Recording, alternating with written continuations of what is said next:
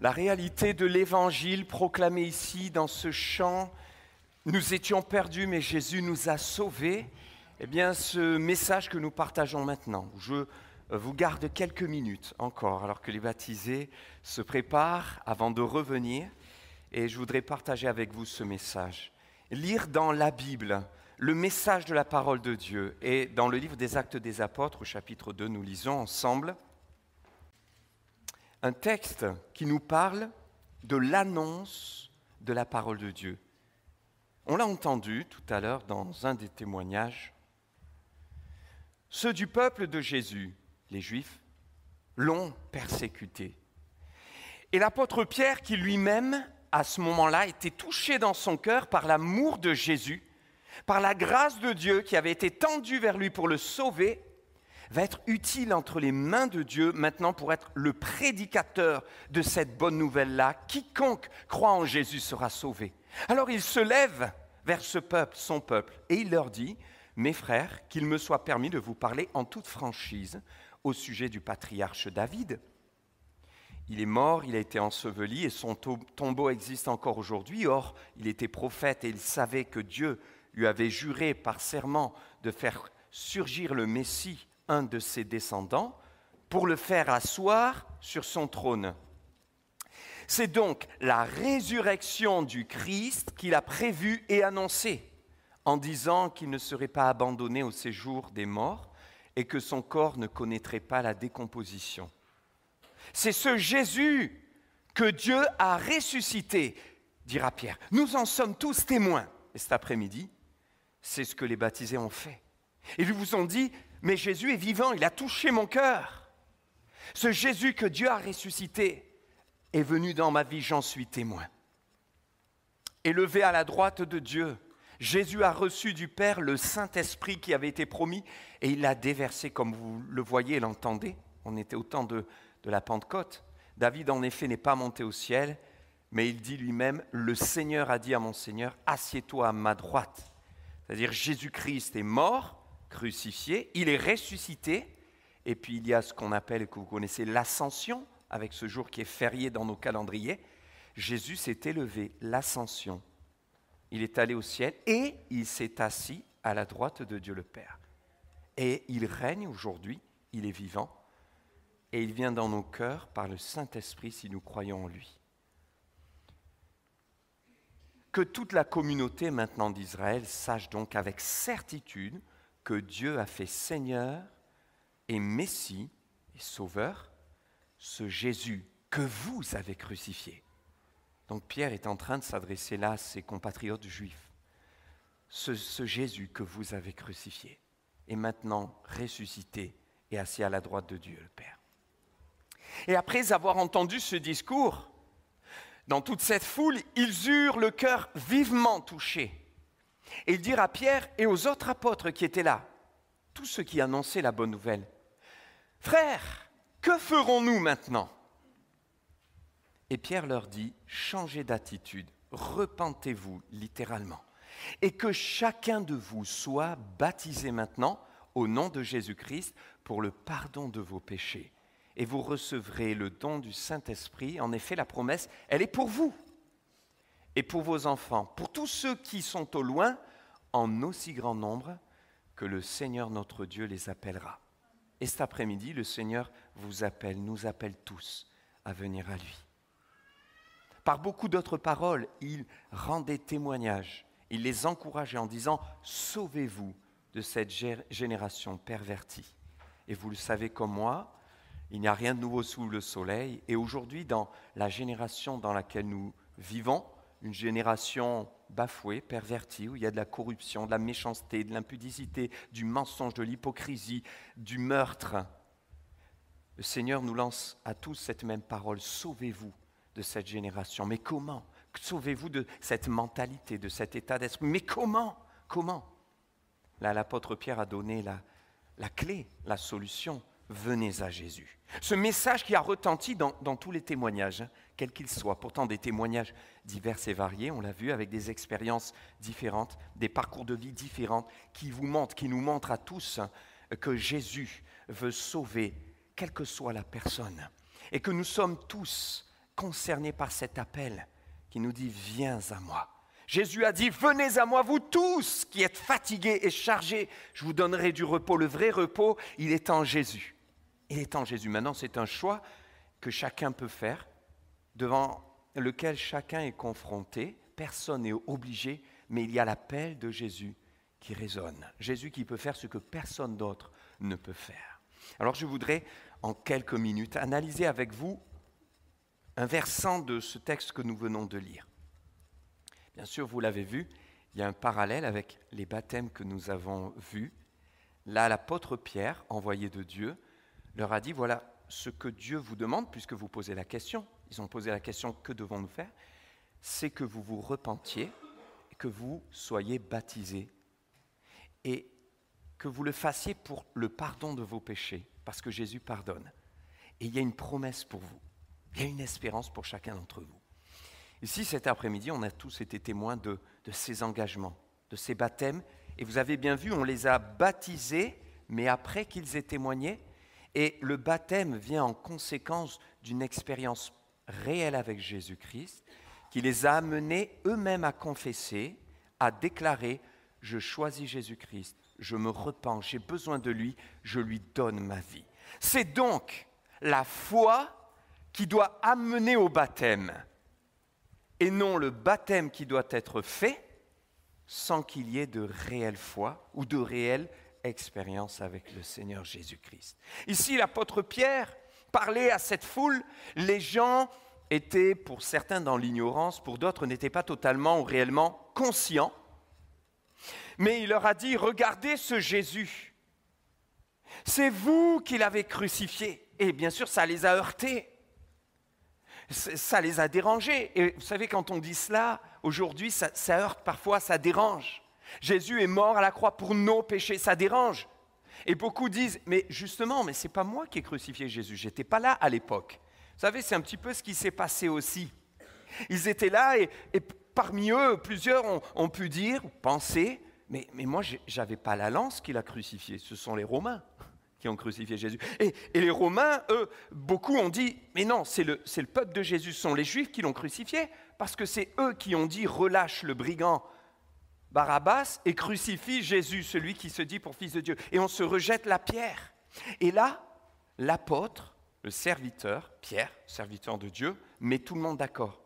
Et c'est comme s'il disait, écoutez, c'est pas simplement les uns, c'est pas simplement les autres, c'est nous tous. Vous l'avez crucifié. Mais comment ça, je n'étais pas là à l'époque, je n'avais pas de lance dans ma main, j'avais rien, moi j'ai rien fait. Jésus, ça m'a toujours touché, même ému. Comment on a pu faire autant de mal à un homme innocent ?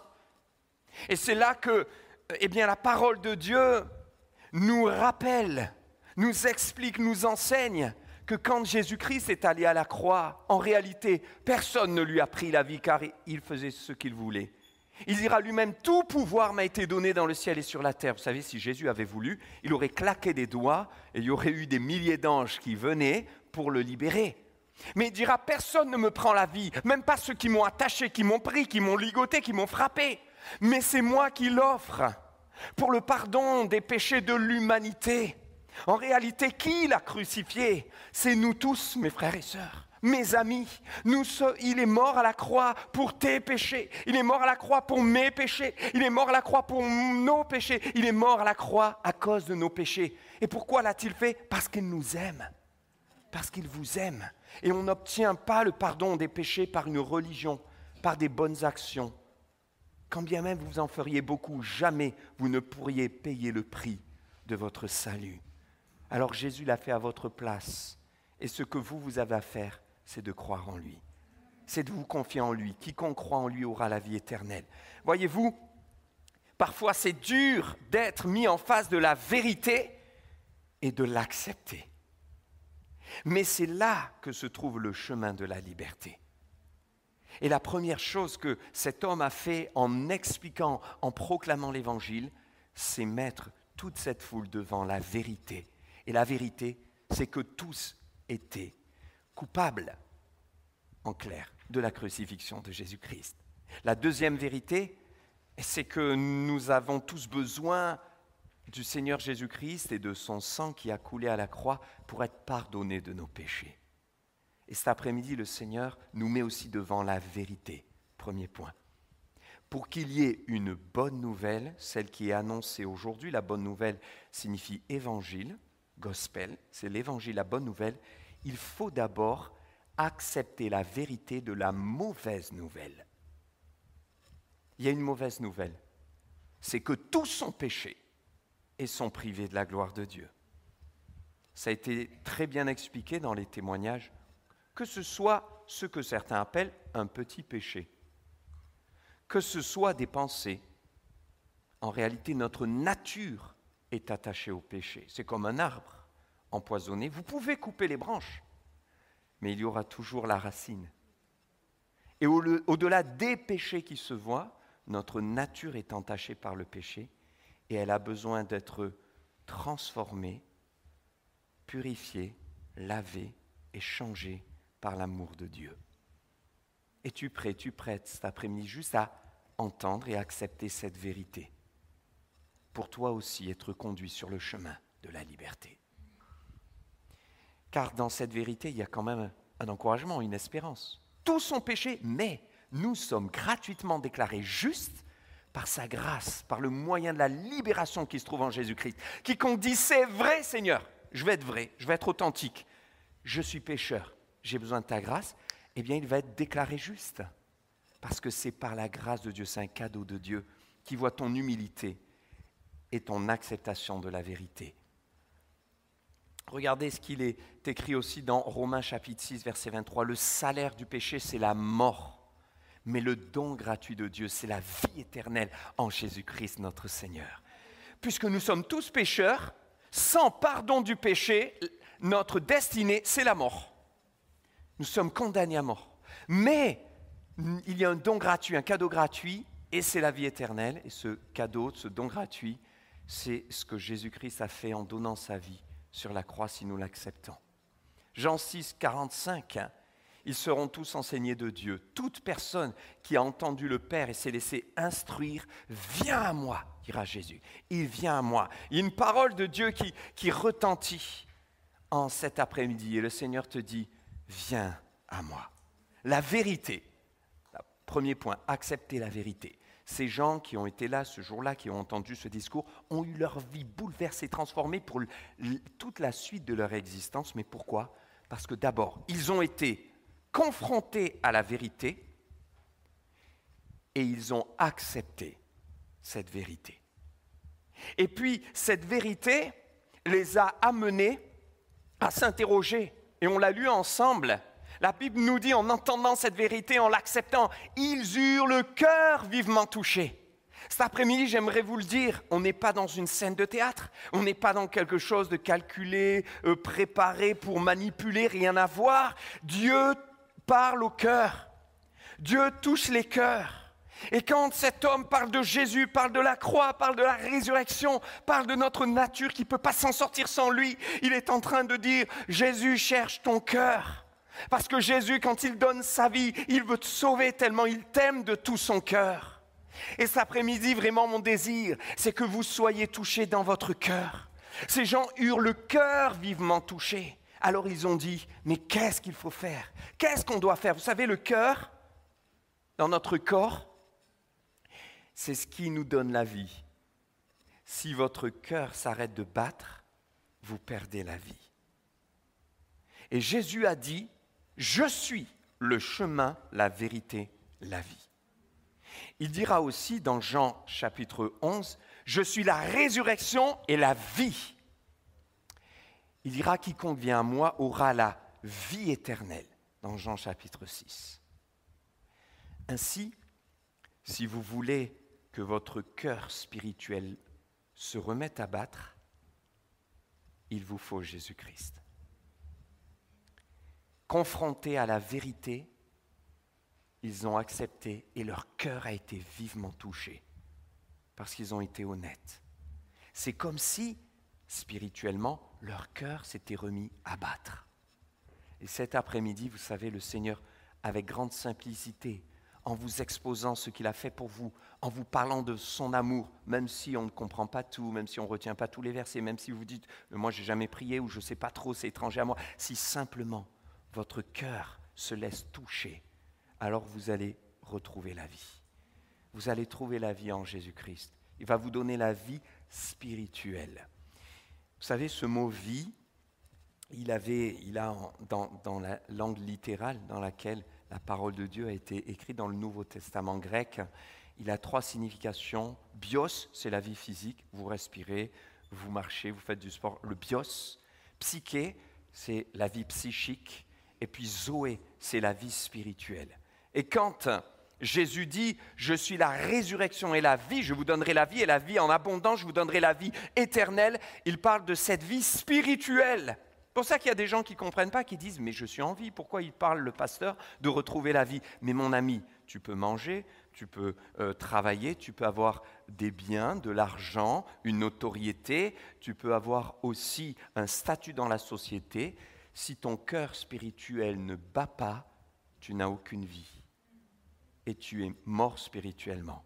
Or, le Seigneur t'invite dans la vie éternelle et pour retrouver la vie spirituelle, il faut simplement accepter Jésus-Christ. La vérité, la vie, et puis nous voyons comment ces gens qui ont dit « Que ferons-nous » parce qu'ils avaient eu le cœur vivement touché, comment ils ont pu cheminer. Parce que l'apôtre Pierre arrive et il ne leur dit pas « Bien écoutez, maintenant, vous demandez ce qu'il faut faire, eh bien je vais vous dire, il faut faire 2 prières en commençant par Jésus, en terminant par le Père et en faisant le Saint-Esprit au milieu. Il ne leur dit pas « Il faut allumer tant de bougies dans tel endroit ». Il ne leur dit pas « Il va falloir pratiquer des rites, une religion et commencer à répéter des prières pour essayer d'être exaucé ». Non! Il leur dit « Repentez-vous ». Ça vient du cœur. Demandez pardon, reconnaissez votre état. Criez à Dieu, j'ai besoin de toi. Vous avez eu le cœur vivement touché, repentez-vous. Le Seigneur va vous conduire. Faites-vous baptiser, il vous pardonnera, il vous donnera le Saint-Esprit.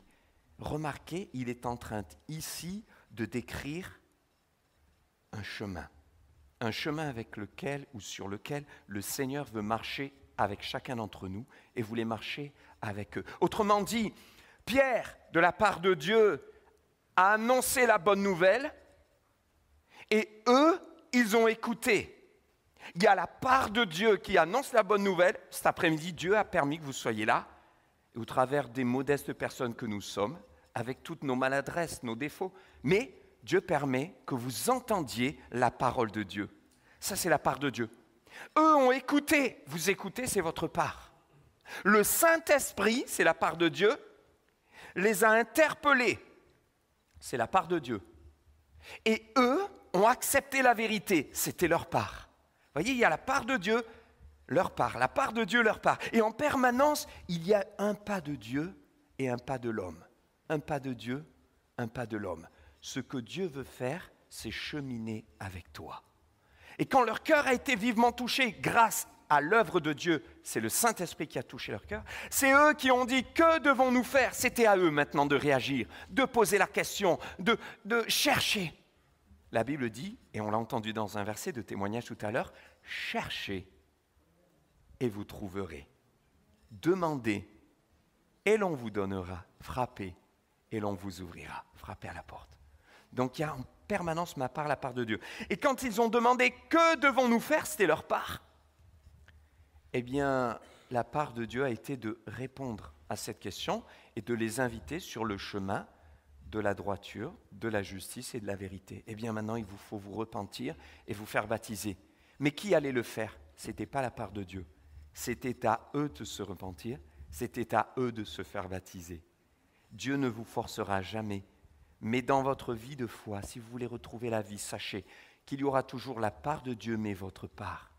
Si vous laissez Dieu tout faire, ben non, vous ne pourrez pas connaître cette vie, ce repos, cette restauration, cette paix. Pourquoi? Parce que Dieu n'avancera pas tout seul sur ce chemin avec vous. Dieu ne fera pas à votre place ce qu'il vous demande à vous de faire. Et puis si vous avancez, par contre, vous essayez de faire par vos propres forces sans Dieu, ça ne marchera pas. Parce que c'est par la grâce de Dieu que nous pouvons être sauvés. Sans son aide, sans son secours, Tout seul, on n'y arrive pas. Ce n'est pas une religion qui sauve. Ce n'est pas par des œuvres qu'on accède au salut. Mais c'est la grâce de Dieu. Et là, le Seigneur, sur ce chemin qui conduit avec ces personnes, il les amène à cheminer. Et ils avancent. Et le Seigneur, lorsque l'on choisit de cheminer avec lui, il nous prend là où nous sommes. On ne comprend pas tout. Parfois, on ne comprend même rien. Mais il nous aime et il nous fait faire un pas avec lui. Et tout à coup, mes yeux s'ouvrent. Et puis, il nous aime. Alors, on fait un pas avec lui. Et il guérit ton cœur de tes blessures. Et il te restaure. Moi, je ne peux rien faire. Les hommes ne peuvent rien faire. Mais Dieu peut tout faire. Placez votre foi en lui.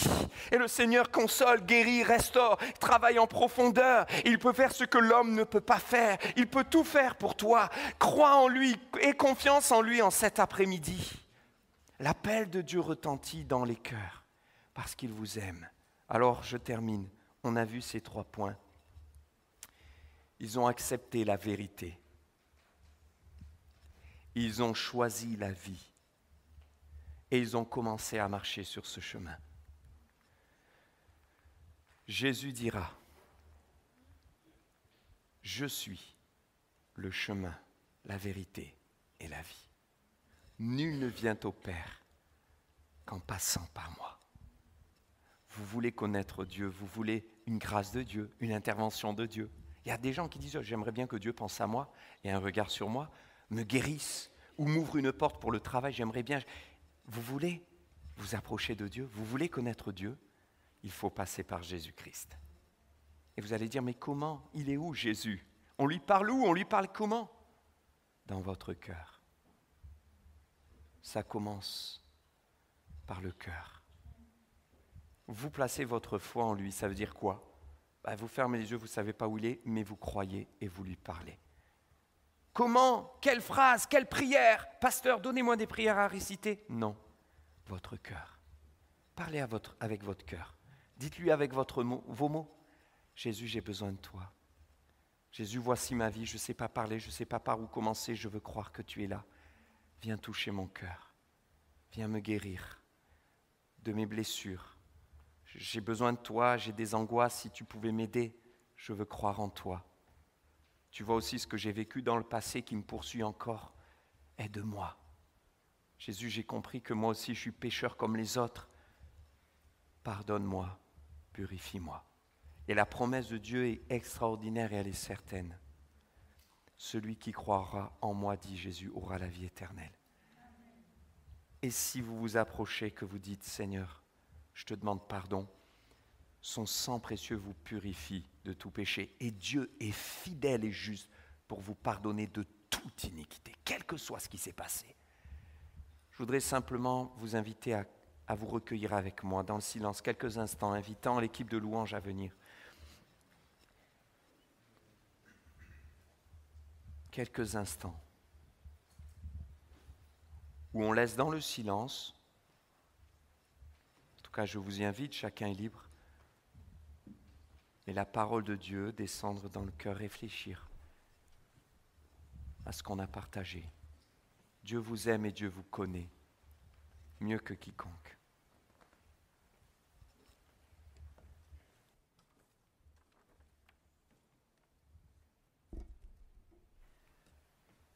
Amen.